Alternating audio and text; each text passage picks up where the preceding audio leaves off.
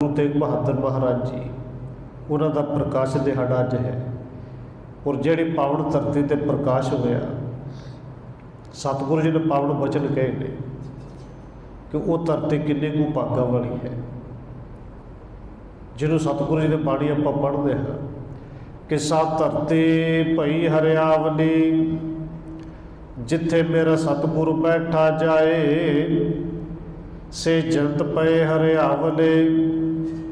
सा धरती भई हरियावली, जिथे मेरा सतगुरु बैठा आए, से जंत पे हरियावले। जिन्हें मेरा सतगुरु देखा जाए। हुण वो धरती जिहड़ी पावन धरती पहलों ही धन गुरु नानक साहिब के चरण पे, जिथे धन गुरु रामदास महाराज जी ने चरण पाए, गुरु अमरदास महाराज जी ने चरण पाए, वो अमृतसर की पावन धरती, जिहड़ी धरती नूं गुरु की बाणी दे विच कहा गया है कि डिठे सभे थाव नहीं तुद जे, और हकीकत भी है। बड़िया थावां वेखी होंगी, पर उस पावन धरती वर्गी थां किते नहीं मिलती। वो धरती हरी तो वो जंत किहड़े ने भागा वाले, जिन्होंने जाके देखा। बाबा बुढ़ा साहब जी वर्गे, धन भाई गुरदास जी वर्गे, बाबा बिधि चंद जी वर्गे, वो गुरु के सिख वड्डे भागा वाले ने कि धन गुरु तेग बहादुर साहिब का प्रकाश होना, उन्होंने अपने अखां दे नाल दर्शन करने ने। और फिर सतगुरु जी ने पावन वचन किया, धन धन पिता, धन धन कुल, धन धन सो जननी, जिन गुरु जड़िया पाए। पिता पिता गुरु हर गोबिंद साहिब जी वो धन ने। कुल धन है धन गुरु रामदास जी धन ने। धन गुरु रामदास जी की कुल, गुरु अर्जन देव जी, गुरु हरगोबिंद साहिब जी, गुरु हरराय साहिब जी, गुरु हरकृष्ण साहिब जी, धन गुरु तेग बहादुर साहिब जी आप धन ने। धन धन पिता, धन धन कुल, धन धन सो जननी, ते जननी कौन ने जी? धन माता नानकी जी, वो धन ने। तो इस करके धन ने जिन गुरु जड़िया पाए। फिर सतगुरु जी ने पावन वचन किते, धन धन गुरु जिन नाम आराध्या, आप तरिया, जिन्हें डिठा तिना लए छड़ाए। हर सतगुरु मेलो दया कर, जन नानक धोवा पाए। हुण सतगुरु धन गुरु तेग बहादुर साहिब जी, उन्हों का प्रकाश 1 अप्रैल का है, 1 विसाख का है। ये विसाख का वो महीना है पावन कि सतगुरु जी ने 1621 ईस्वी नूं अमृतसर के उस पावन धरती से 6वें पातशाह गुरु हरगोबिंद साहिब जी के घर और माता नानके जी के कुख नूं भाग लाए। अमृत वेले जदों प्रकाश होया तो हलकारा जिहड़ा है सेवादार है, वो धन गुरु हरगोबिंद साहिब जी के कोल गया है। सतगुरु जी ने दीवान सजाया है तो जाके सिढ़िया दित्या कि सतगुरु जी आप जी के घर 5वें पुत्र ने जन्म लिया है। क्योंकि धन गुरु हरगोबिंद साहिब जी 4 साहिबजादे पहलों ने, एक धी है जिनका नाम आप जी जानते हो बीबी वीरू जी। सब तो वड्डे साहिबजादे बाबा सूरजमल जी, सब तो वड्डे बाबा गुरदित्ता जी, सब को उस तो अगे बाबा अटल राय जी, बाबा अणी राय जी, फिर बाबा सूरजमल जी। पूरे कह दिए कि शरीरा करके 6वें नंबर पर 6वें पातशाह की औलाद है गुरु साहब के साहिबजादे ने गुरु तेग बहादुर साहिब जी। और धन गुरु तेग बहादुर साहिब जी माता नानके जी के कुख तो बाबा अटल राय भी बाबा नानक बेबे माता नानके जी के कुख तो। बाकी के 3 साहिबजादे बेबी वीरू जी वो सतगुरु जी कृपा करते हैं कि 6वें पातशाह की भावें औलाद ने, पर माता नानके जी के कुख तो 2 ने। हुण इत्थे सतगुरु जी नूं जदों सुनिया मिलिया, आसा की वार का कीर्तन हो रहा सी, समाप्ति हुई, नमस्कार की और गुरु हरगोबिंद साहिब जी जदों गए ने तो उन्होंने नाल बाबा बुढ़ा साहिब जी सन, भाई गुरदास जी सन, भाई बिधि चंद जी नाल सन। तो जदों जाके हजे कुछ समय दे ने गुरु तेग बहादुर साहिब जी नूं धन गुरु छेवें पातशाह जी ने अपने हत्थां दे विच चुकिया है और चुक के इतिहास उत्ते कहता है कि छेवें पातशाह जी ने कुछ झुक के जिवें नमस्कार करी दे ने इवें झुके ने। और बाबा बिधि चंद जी वो सवाल पूछ लेते होंगे सन। भाई बिधि चंद ने पूछ लिया कि सतगुरु जी 4 साहिबजादे पहलों भी हुए, बीबी वीरों भी हुई, बाबा बुढ़ा साहिब जी भी वेखते रहे, पर ये सब तो छोटे ने, तो इन्हों नमस्कार क्यों, इन्हों झुक के इन्हों के चरणों च नमस्कार तुसीं कीती है, शीश झुकाउण दा अर्थ की है।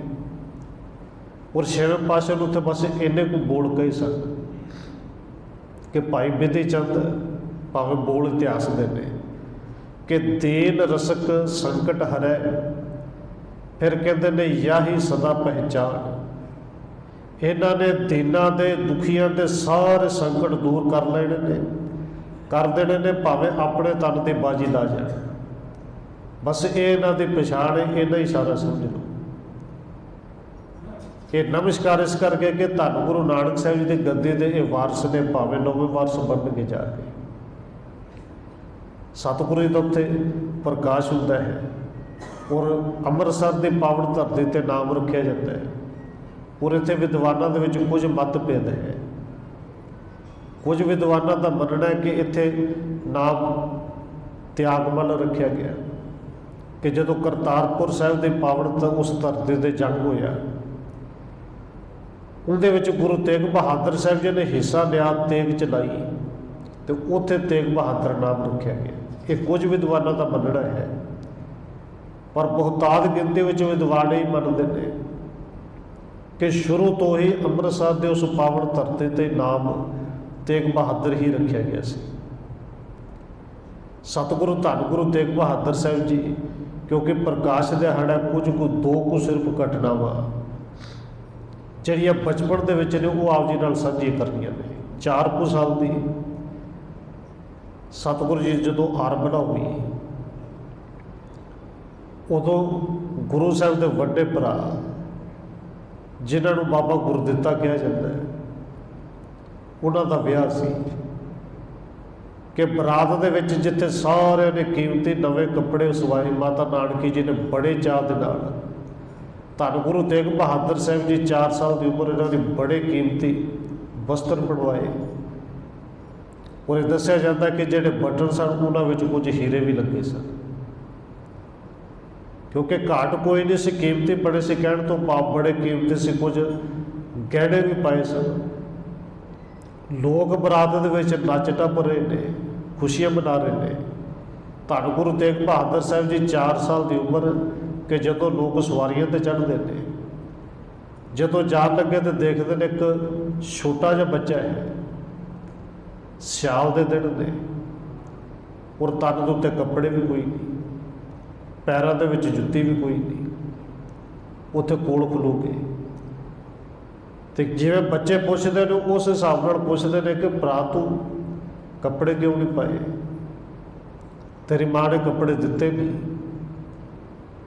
पर हुण गरीब बच्चा से कोई जवाब से कि किहड़ी माँ है कि जिहड़ी ये चाहुंदी होवे कि मेरे पुत्र के पैरों से जुत्ती ना होवे, वो किहड़ी माँ है जिहड़ी चाहुंदी होवे कि मेरे पुत्र नूं चंगे तो चंगा कपड़ा ना मिले। पर माँ करे भी की, क्योंकि 2 वक्त की रोटी तो मिलती नहीं तो कपड़े कितों देते। कहण तो भाव से गरीबी इन्नी, कपड़ा है ही नहीं, माँ लिया के दवे कितों। और गुरु तेग बहादुर साहिब जी ने अपने सारे कपड़े कीमती जोड़े सन ला के उस बच्चे को पवा दिते, गहने भी बच्चे को दे दिते। हुण बरात जाना है, कपड़े सवाए ने, तो जो माता नानके जी पुछते हैं लाल जी इन्ने कीमती इन्ने सोहने कपड़े तो कित्थे ला के सूट आए। धन गुरु तेग बहादुर साहिब जी शुरू तो लैके बोलते बहुत थोड़ा सा, शुरू तो लैके विराग के विच रहिंदे सन। तो जो माता नानकी पुछते हैं तो सतगुरु जी कहते हैं माता जे सच जाने ना किसी का नंगेज अखां तो वेखे नहीं जाता। और उत्थे गल केवल कपड़ियां की नहीं सी, नंगेज केवल तन का नहीं सी। ये सुभाਅ ही ऐसा सी कि उत्थे कपड़े दे के तन टकिया। एक दिन समा आया कि जदों तिलक ते जंजू खतरे विच सी, जदों धीआं भैणां की इज्जत लुटी जा रही सी, उदों सतगुरु धन गुरु नानक देव सच्चे पातशाह जी ने अपने तन नूं ही चादर बना के इस हिंद की पत्त टंगनी सी। उत्थे सतगुरु जी की ये 4 कुछ साल की उम्र में घटना है। और जदों हुण पढ़ाई की गल आई, तलीम देनी है, तो ऐसे गुरु नूं तलीम भी वो देवे जिहड़ा आप भी तलीम दे विच पूरा होवे। क्योंकि सतगुरु जी ने बाणी दे विच भी बचन कीते ने, गुरु जिन्ना का अंधला उस्ताद भी तो चंगा ही चाहिए ना। तो विचार चले कि कौन पढ़ाए, उस्ताद कौन होवे। तो गुरु हरगोबिंद साहब जी बाबा बुढ़ा साहब जी वाले वेखते हैं। और देखो बाबा बुढ़ा साहब जी तो ही छेवें पातशाह जी ने विद्या नहीं। अज बाबा बुढ़ा साहब जी 114 के 115 साल की उम्र है। और इन्नी उम्र वाले लोग समझते हैं कि हुणे इहदे वस की गल कित्थे। पर सतगुरु जी ने पावन वचन बाणी च गए ने, जिहड़े गुरमुख हुंदे ने ना, गुरमुख बुढ़े कदे नहीं, जिन्हां अंदर सुरत ज्ञान, जिन्हां दे सुरत विच ज्ञान होवे वो बुढ़े असल विच हुंदे नहीं, शरीर करके भावें हो जाण। धन गुरु हरगोबिंद साहब जी कहते हैं, बाबा बुढ़ा जी, भाई बुढ़ा जी, इन्हां नूं विद्या तुसीं सिखाउणी है, तुसीं पढ़ाउणा है। और 6 साल बाबा बुढ़ा साहब जी ने वो तलीम दित्ती, जिहदे विच गुरबाणी की संथ्या दित्ती, जिहदे च घोड़सवारी भी सिखाई, जिहदे च तलवारबाजी भी सिखाई। और बेअंत तरह की विद्या बाबा बुढ़ा साहब ने 6 सालों के विच दित्ती।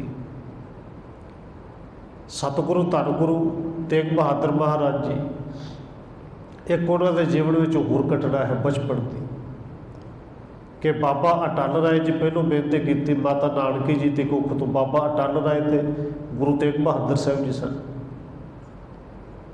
बाबा अटल राय जो 9 साल की उम्र है,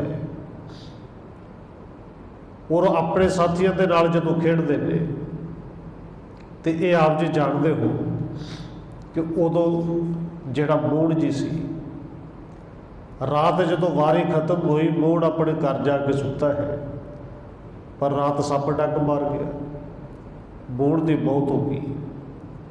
और बाबा अटल राय गए उस तरह जिवें बाल बच्चे जाते हैं, रोंदे हुए मां नूं जाके पुछते हैं कि मोहन नूं उठाओ, उन्हें मेरी मिट्टी देनी है, वारी देनी है। रात उनके सिर वारी रह गई सी। और मां रोंदी हुई कहती कि हे गुरु के लाल, वो तो इन्ने गूढ़े नींद में सुता, जो गुरु आवाज़ मारे तो भावें उठ जाए, साड़ी आवाज़ मारे उठना कोई नहीं। और बाबा अटल राय ने हाथ में खूंडी फड़ी सी, कहते गल में पा के थोड़ा जहा खिंचते हुए कहते ने, मोड़ उठ, मिट्टी नहीं देनी मेरी मिट्टी दे। और वो मोड़ उठ के बैठ गया सी, उन्हें वारी भी दी। पर जो गुरु हरगोबिंद साहब को पता लगता है, तो बाबा अटल राय को कहते हैं कि देख पुत्र, अज ये गुरु के पुत्र दे विच बख्शिशां ते करामत ये कहने कि रब के परमेश्वर के गुरु की कृपा आई जांदियां ने, कि देख ये जिहड़ा तू काम किया, कल नूं जिहड़े रजवाड़े ने, राजे ने, वड्डे लोग नूं तो मंजे चुक के तेरे पिछे पिछे भजे फिरनगे कि साडा पुत्र मर गया, पति मर गया, इनूं जिंदा कर। और ये जिहड़ा कर्म किया ये चंगा नहीं, ये गुरमत के अनुसार नहीं। तो पुत्र हुण एक काम करना पैना, जां तो शरीर तू छड्ड जा, जां फिर असीं छड्ड जांदे। और बाबा अटल राय ने वो 9 साल की उम्र में घर गए, चादर लैके पै गए। और उन्होंने निशानी अज जो गुरु घर जाने, धन गुरु रामदास जी के दर्शन करना सब तो उच्चे इमारत नज़र आती है। ये घटना धन गुरु तेग बहादुर साहब जी अपनी अखां दे नाल वेखदे ने, बोलते पहलों भी घट सन। पर इस तो बाद जीवन में विराग होर आ गया, और बहुत घट बोलते हैं। ये कह दीए कि वो जिहड़ा घट बोलना असल में अंदर का सिमरन है। और गुरु तेग बहादुर साहब जी का सफ़र जिहड़ा है सिमरन तो लैके शहादत तक जितों भी पढ़ी है बस उत्थे धन ही कहना बनता है। सिमरन भी इन्ना उस पावन धरती से रह के अमृतसर में किया कि जिन्होंने सतगुरु जी की बाणी ने पावन वचन कहे ने कि सो ऐसा हर नाम जपिए मन मेरे जो सबड़ा उपर हुक्म चलाए। वो नाम जपते ने घट बोलते ने चुप रहिंदे ने। तो ये सवाल आम सिख पूछते भी सन शुरू तो लैके सुभाई ऐसा सी घट बोलना। और गुरु दरबार में जदों भी जाना धन गुरु तेग बहादुर साहब दी अखां नीवियां रहिंदियां सन। हुण नीवियां अखां क्यों रहिंदियां ने, झुक के क्यों रहिंदे ने? देखो इत्थे उदाहरणां बड़ियां ने, बस टूक मात्र समय के मुताबिक समाप्ति वाले पासे जाना है कि रुख नूं फल लग्या होवे और खास करके जो पकड़ ते आवे तो बदो बदी टाड़ियाँ झुक जांदियां ने। और ये नाम दा रस अंदर भरिया होया सी, अखां झुकियां हुई सन, चुप रहिंदे ने। भाई साहब भाई गुरदास ने उदाहरण भी दी है कि असल में जदों मूँह भरिया होवे ना तो फिर बंदे तो बोले ही नहीं जाता।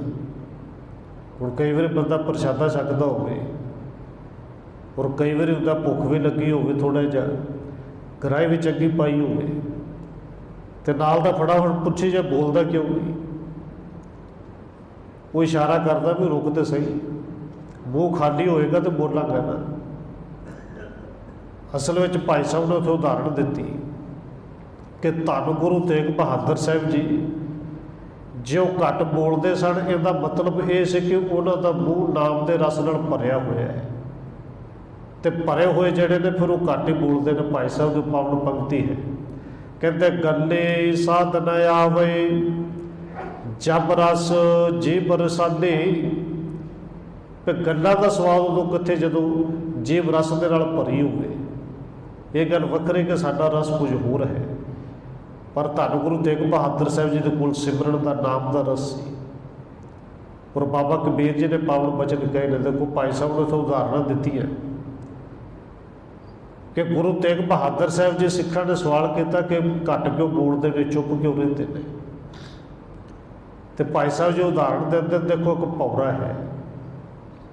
भौरा जो कन्ना के कोलों कदे लंघे तो गूंज बड़ी पाउंदा, गूंजदा है। फुल के कोल जाता चार सवेरे घूमता, गूंजदा है। पर जदों ही फुल के उत्ते बैठता है उन्होंने रस माड़ा जो होंदा उस वे चुप हो जाता है। क्योंकि जिंदे कोल रस नहीं, अंदर खाली है, असल में बोलता तो गूंजदा ज़्यादा वही है। तीसरे उदाहरण देते हैं, एक सिप्पी है। सिप्पी का मूँह खुलिया है, समुद्र के कंढे ते पई है। जे को हाथ नाल यतन करे, जोर लाए के तो मूँह बंद कर दिए तो मूँह बंद होना ही नहीं, क्योंकि वो खाली है। पर वो सिप्पे दे विच जे एक सवांती बूंद बदल दी डिग जे तो बिना जोर लाउण तो अपने आप सिप्पी का मूँह बंद हो जाता है। ये तो फिर सतगुरु धन गुरु तेग बहादुर साहब जी ने और सतगुरु जी ने पावन वचन कहे ने बाबा कबीर जी ने कि बहुत असल में बोलते वही ने जिन्हों का अंदर बिल्कुल ही खाली होवे। तो जिंदे अंदर नाम का रस होवे बोलते वो भी ने, पर फिर वो इवें तो बोलते हैं जिथे बोलन का किते ना किते बड़ा होवे, कोई ना कोई परमकार होवे। बाबा कबीर जी के पावन वचन ने कहते मिले संत किस सुनिए कहिए, मिले असंत मस्ट कर रही है। बोलना तो चाहिए, पर जिथे कोई जपण वाले मिलन पे उत्थे बोलना चाहिए। तो जे नास्तिक टाइम से मिल जाए फिर चुप ही हो जाओ, फिर की बोलने की लोड़ है। उत्थे बाबा कबीर जी कहते हैं कि बाबा बोलना क्या कहिए, जे बोलना भी हो तो की बोलीए। जैसे राम नाम रव रही है, उस बोला के विचों भी नाम का रस आवे। जबान ते रस है, बोला तो भी जबान का रस आवे, वो बोलीए। नहीं तो बाबा कबीर जी कहते हैं जो बहुता बोलीए ना, बोलण दे नाल उनका नुकसान ही है। बोलत बोलत बड़े बेकारा, कि बोल बोल के विवाद बड़े छिड़ते हैं। पर नाल बाबा कबीर जी कहते जे बोलीए ना तो फिर गल बनती भी नहीं। एक पासे कहते ने बोलत बोलत बड़े बेकारा, तो दूजे पासे कहते ने बिन बोले क्यों करे विचारा। जे बोलीए ना तो फिर शब्द के विचार की हुए, गुरमत दियां विचारा किवें होण, रब दियां विचारा किवें होण। हुण उत्थे बाबा कबीर जी कहते हैं, कहो कबीर शूशा घट बोलै, अंदर खाली होवे घड़ा खाली होवे, ठणका के देखो ठणकदा पूरा। और जिन्हों कहते माड़ा मोटा ज्ञान हो जाए अंदर तो खाली है, फिर वो ठणकदा है, फिर वो कथा वाचकां नूं प्रचारकां नूं समझाउंदा कि तुसीं राम राय हो, जो कुछ असीं कहने ये ठीक है।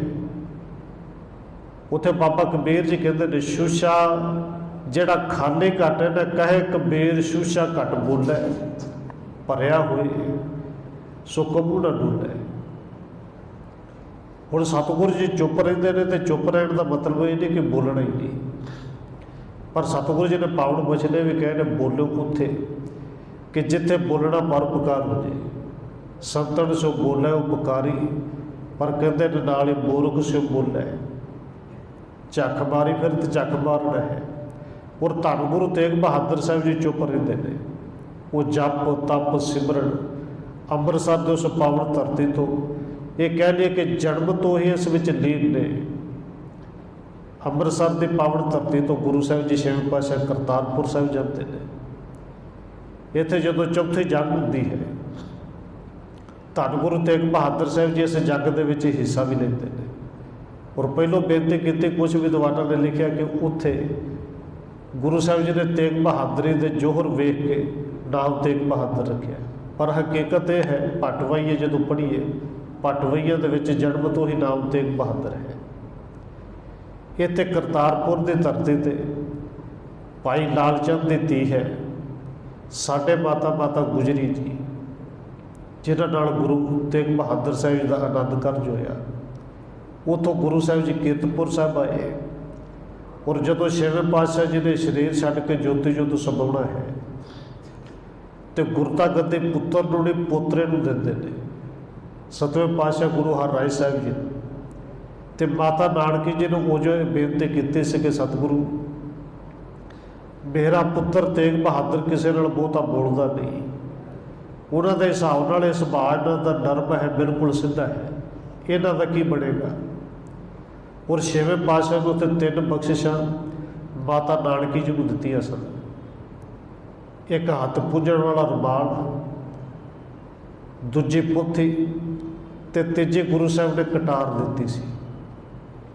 ਤੇ ਨਾਲੇ ਕਹਿ ਦਿੱਤਾ ਸੀ ਕਿ ਸਮਾਂ ਆਏਗਾ ਇਹ ਰੁਮਾਲ ਮੇਰੇ ਆਪਣੇ ਪੁੱਤਰ ਗੁਰੂ ਤੇਗ ਬਹਾਦਰ ਨੂੰ ਦੇਣਾ ਹੈ। ਇਹ ਜਿਹੜੀ ਪੋਥੀ ਹੈ ਮੇਰੀ ਨੂੰਹ ਨੂੰ ਗੁਜਰੀ ਜੀ ਨੂੰ ਦੇਣੀ ਹੈ।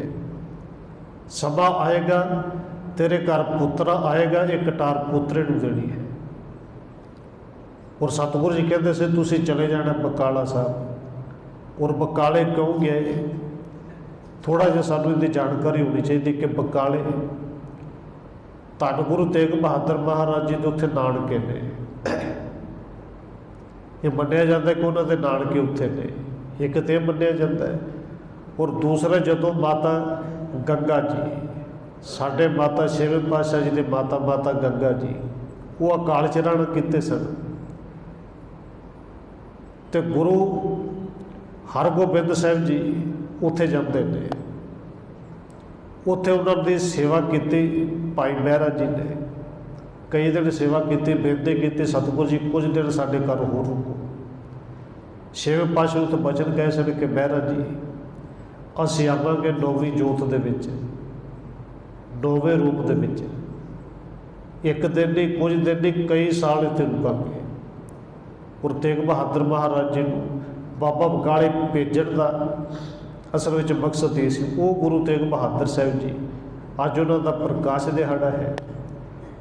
ਉਹਨਾਂ ਦਾ ਪ੍ਰਕਾਸ਼ ਦਿਹਾੜਾ ਹੋਵੇ ਭਾਵੇਂ ਸ਼ਹੀਦੀ ਦਿਹਾੜਾ ਹੋਵੇ, ਜਦੋਂ ਤੱਕ ਸ਼ਹੀਦੀ ਦੀ ਗੱਲ ਹੋਵੇ ਨਾ ਥੋੜ੍ਹੀ ਬਹੁਤ, ਕਿ ਉਹਨਾਂ ਦਾ ਜੀਵਨ ਦੇ ਵਿੱਚ ਜੀਵਨ ਦੇ ਇਤਿਹਾਸ ਦੇ ਵਿਚਾਰ ਹੀ ਜਿਵੇਂ ਤੱਕ ਲੱਗਦਾ ਕਿ ਜਿਵੇਂ ਅਧੂਰੇ ਰਹਿ ਗਈ।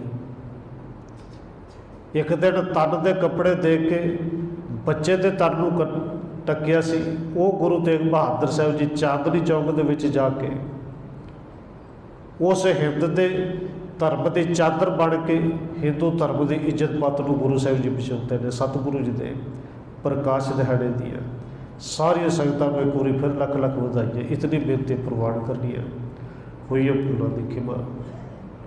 ਆਓ 1-2 ਮਿੰਟ ਹੋਰ ਰਸਨਾ ਦੇ ਨਾਲ ਹਾਜ਼ਰੀ ਲਵਾਈਏ, ਫਿਰ ਸਮਾਪਤੀ ਹੈ ਜੀ। ਵਾਹਿਗੁਰੂ ਵਾਹਿਗੁਰੂ।